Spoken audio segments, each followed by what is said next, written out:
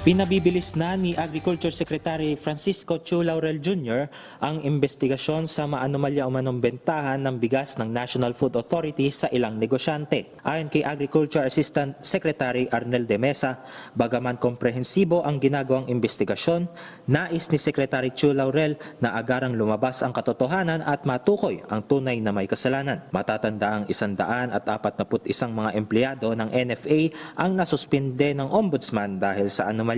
Gusto rin ni Secretary talaga very soon na yung talaga may pananagutan, yun talaga ang magpursige sa investigation at as soon as possible yung mga hindi naman kasali o talagang wala pananagutan. Kasi imagine mo, they are under preventive suspension without pay. Mabigat yun. Kung ordinary empleyado kayo ng gobyerno, mahirap yan para sa kanilang mga pamilya kung talagang hindi naman sila directly involved o kung ano man. So dapat ay hindi na sila maasama.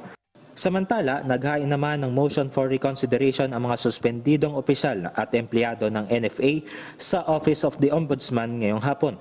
Ayon sa Legal Counsel ng 108 opisyal at empleyado ng NFA, labis nilang ikinalulungkot ang umano'y pagmamadali ng Ombudsman na ipatupad ang preventive suspension order nang hindi man lang pinatunayan ang sinabing pagkakasangkot ng mga sinuspinding empleyado.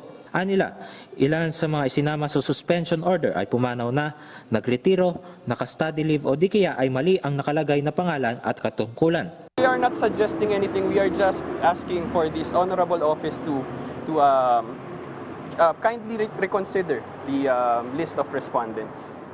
Kasi marami pong natamaan na employees eh. Ngayon po wala silang source of livelihood, walang any means to provide for their families dahil without pay po yung suspension. Para naman sa isang empleyado ng NFA, pahirap ito sa kanila dahil wala silang mapagkukunan na mapagkakakitaan. Medyo talaga po mahirap dahil hindi lang po sa amin, syempre ang aming ahensya, apektado rin po ang operational activity po ng opisina po namin. Umaasa naman ang mga nasuspinding empleyado ng NFA na pumabor sa kanila ang inihain nilang motion for reconsideration upang patuloy nilang magampanan ang kanilang mga mandato.